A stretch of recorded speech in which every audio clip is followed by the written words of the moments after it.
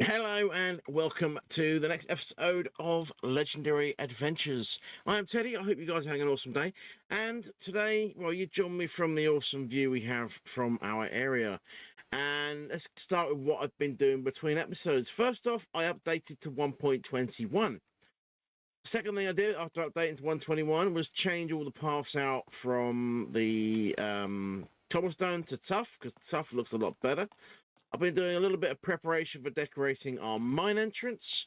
I've been doing some mining as well. And that's pretty much everything I've got done between episodes. The other thing I've been doing is this. This chest right here. This is going to be our iron farm. So that's what we're going to do today. I'm sure you can tell that by the title of the episode. But yes, we are going to be building ourselves an iron farm. And I need all these materials. And I'm going to need some of this stuff, and I'm going to need some more tough, because it's going to be a big build. So let me get things and stuff over to where I want to build the iron farm, which is over behind that church, and I'll see you guys over there. Alrighty, here we are. We have got a little bit started up, and I'm kind of going for a little bit of a coppery, deep slatey, tough kind of look on this build, because I kind of like the way it looks. I've got spruce floor, because why not? And I've decided to use these copper grates as the drop chute. My reasoning for that is because they're transparent blocks. So I can still open the chests and get to my iron. Now I need to finish building the rest of this thing up. I need lots more of these stairs, which I'm running out of very quickly. Because I'm going to kind of do a little bit of this action. I'm kind of thinking I might do a little bit of a pillar in the middle. 1, 2, 3, 4, 5, 6, 7, 8, 9, 10. If I just line it up with this, it's going to be easier, right?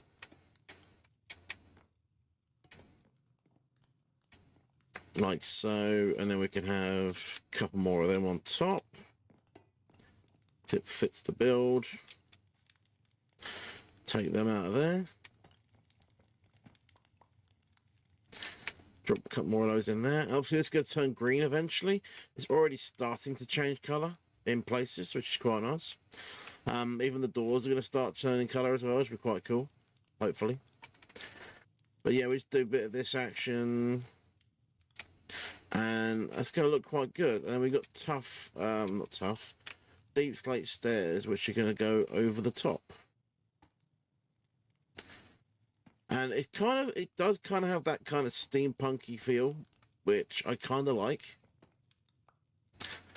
But I don't do steampunky builds, so this is kind of a new way of building to me. And if you're wondering, this series, I don't have a set palette for each area I'm building in. This area is my starter area, and it's going to have my starter farms and all that good stuff. Later in the season, I'll be building much, much bigger farms. So if you want to see what I'm doing later in the season, and you don't want to miss out, don't forget to hit subscribe, because otherwise you will miss out, and you'll be sad. You will. Anyway, back to what I was doing. Alrighty, as you can see, I have got the interior mostly done. I'm trying to get these villagers organized.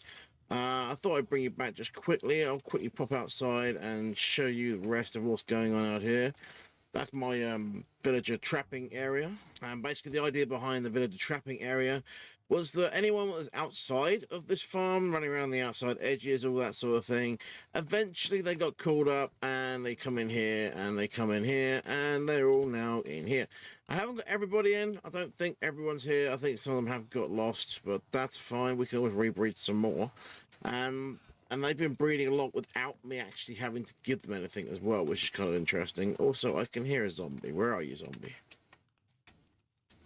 Are you hiding around the back? Yes. I don't mind killing zombies off because it gives me extra vet levels, which is brilliant.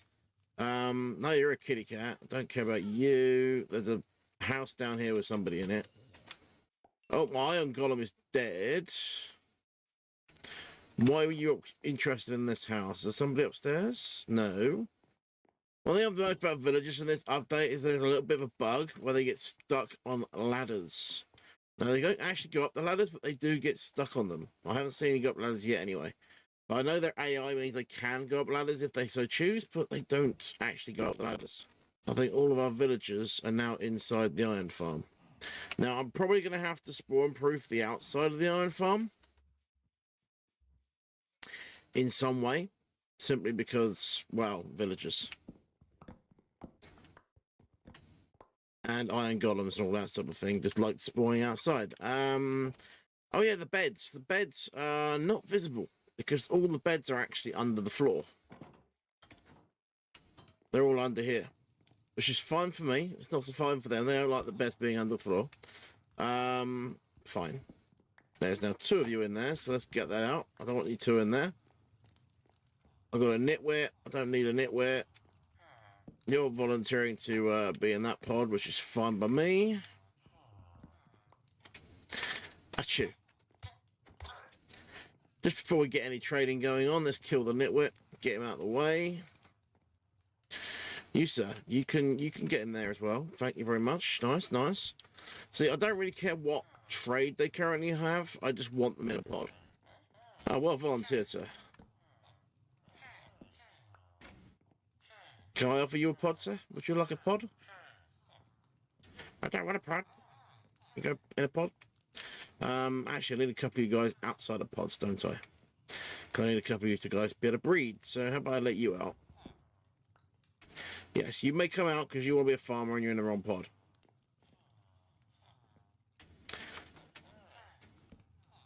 Right, let me go find food for you two to start breeding some more. And there it is, the glorious sound of iron golems burning alive to give me many, many, many iron. Got to love it, right? Yes, we got quite a bit of iron coming in already. I've got 30 villagers in here. I should get 2 to 3 golems at a time. So I should always have 1 in the chamber with any luck, and this is really good news. Now, I did have to put carpets in here because they decided that they wanted to spawn in here a couple of times. That wasn't ideal, but it is what it is. So let me take you through what we've got in terms of villagers. We've got ourselves a few of our composter friends. They're our farmers. They are giving us all the golden carrots. That's going to be our food source, primarily. Also means we can trade out our beetroots, we can get our pumpkins going, we can get melons when we get them, and yeah, the golden carrots are what we're really after. This guy wants wheat, they got a carrot guy or 2 as well. We got some stonemasons in here. 1, pots, bricks, you know, good things. Dripstone blocks are useful. Terracotta's quite good, but block of quartz is what we're really after out of these guys. We've got all of the armor, so I've got boots and a helmet out of this guy, and I've got chest plate and pants out of this guy, or leggings, whatever you want to call them. Then we've got a few clerics. I've got plenty of librarians around because it's always good having librarians around. Those are our other 2 stonemasons. I've got a fisherman because we'll get a fish farm eventually, so I might as well get a fisherman because that makes sense. We got a cartographer for the reason of getting the maps for the Ocean Explorer, this one and that one. I figured that'd be quite a smart idea, although I don't really need him. I thought, you know what, I can buy glass, I can trade glass back, so that might be a good shout. This dude, no, hi, yes, you. This dude, he does the iron trade. He gives me an axe and a sword, which is lovely. And I forgot to put your thing that way up, which is why I got stuck. Lovely. This guy gives me a shovel and a pickaxe, so I've got permanent supply of tools.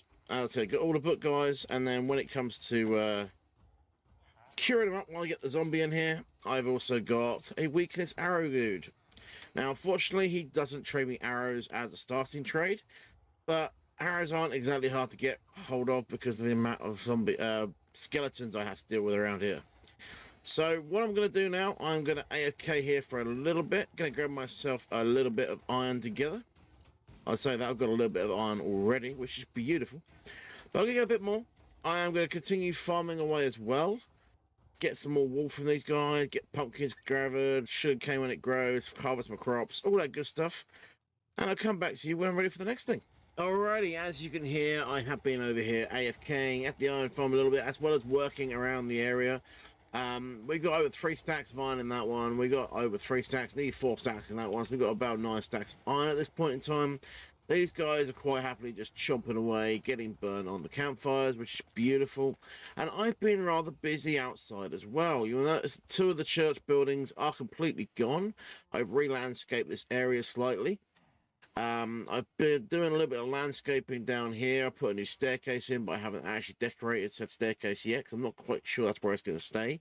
I have decorated and put chests in the mine entrance, so we now have all the stone-related goods in here, including redstone and copper. I might not leave those in here, but for now, it seems like quite a good place to put them. If we come up this side, I have been doing a lot of gathering of pumpkins and sugar canes and crops and all that good stuff. And I thought, you know what, let's do a little bit of decorating of the house while we're here as well. So I moved all the chests around, spread them around the outside edge. This is going to be my little potion station when I eventually get to that point, including the little water bath in the bottom there. And we've also got ourselves a little bit of an egg farm set up as well, which actually I'm going to throw some more eggs into because it's only me on here anyway. So I can get away with doing that. And the reason for this is, well, eventually I want a chicken farm, not just an egg farm. I want an egg farm as well because, you know, wither roses are a thing. So we want an egg farm for that. Let me just grab that slab back. Thank you very much. Beautiful. Another thing that happened while I was doing things, oh yeah, I put a sofa in because, you know, I can sit down on this sofa and have a chill. And my bed eventually is going to go here. And once I get stuff and things situated up how I want it to be done and everyone is sorted, I say that in the sense that over here somewhere I want to put in an automatic crop farm. Probably on that little peak of land over there, I want to put an automatic crop farm in. But I have made the realization that food is becoming an issue. I am on 3 mutton. I've got 21 bread left, including, you know, I'll keep nicking all the bread. I've got 27 cooked beef and 19 pork chops, hence why I'm working towards a chicken farm.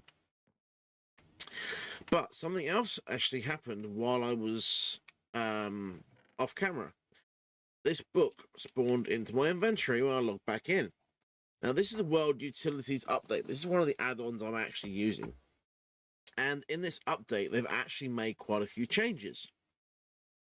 It says you can now enable or disable different tools and abilities through your controller. Now, I have made the controller, but they've neglected to do one thing with it. It doesn't work in survival. You can make it in survival, but you can't use it in survival. And I have no intention of putting this world into creative, so I can't use that right now.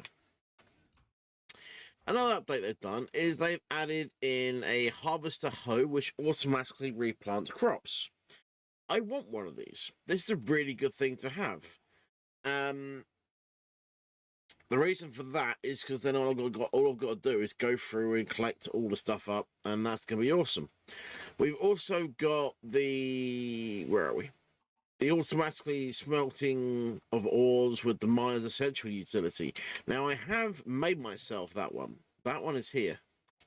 And I've had it active. And I've done a little test, and actually, it's really quite useful.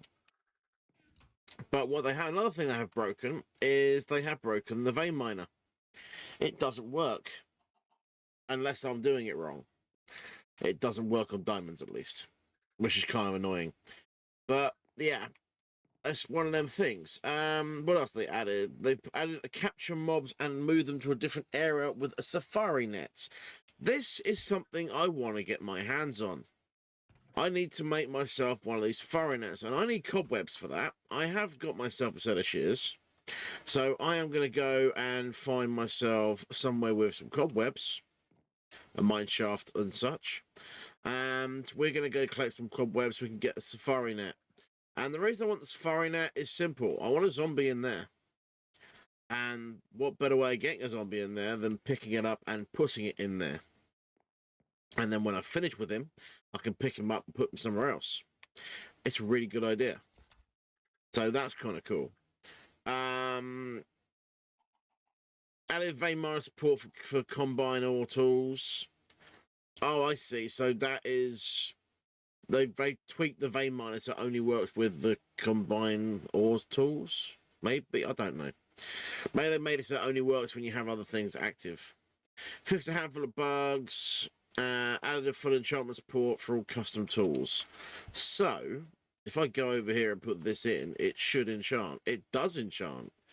Okay, if I can get fortune on that, that's going to be really cool.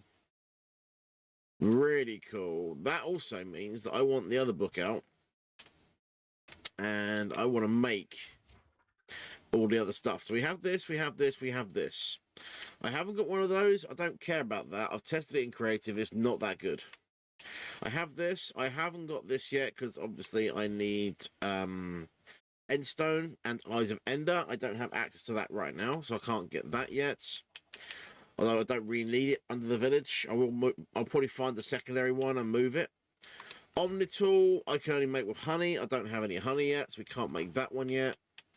Spawner wrench, I can make, but I don't have any reason to move spawners around as yet. I might decide to do that later on. If I want to make a copper farm, I might go around and collect like 5 or 6 zombie spawners and put them all into one area, into one farm area. And that would be very good. The harvester hoe is definitely something we want to get our hands on. The problem with the harvester hoe is you need a diamond hoe, you need wheat seeds, melon seeds, pumpkin seeds, cocoa beans, wheat, beetroot seeds, potatoes, and carrots. Now, the hoe has to be in the middle, everything else can go on the outside. The problem is there's 8 different crops there. I only have 6 of the current crops in that list. I don't have cocoa beans, I don't have melon seeds. So I either need to find myself a jungle or find a person selling them. Here's our excavator shovel. It's 3 shovels and 2 sticks. So I'm going to be making one of those. Especially when my diamond shovel's virtually dead. And obviously the safari net, we are going to be making that as well. 8 cobwebs and an egg. Talk about an easy way of getting a mod collection together, right? Which is going to be quite cool. So this, it gives us some stuff we can do. I'm hoping they're going to fix the controller really soon. So I can actually use the controller within survival. And I can turn things on and off as and when I need them. And I won't have to carry these things around with me constantly. Because I don't really need to carry these around with me. I haven't got an inventory upgrade on this thing. But one thing about the vein miner is really cool. And that is, it gives me haste permanently. 16,662 minutes and 30 seconds. It's not going to run out anytime soon. And that clock keeps going back up again. So, yeah, let me just make this shovel thing, because I want to make this shovel thing. I need 2 more diamonds. I need a crafting table, which this one works perfectly fine.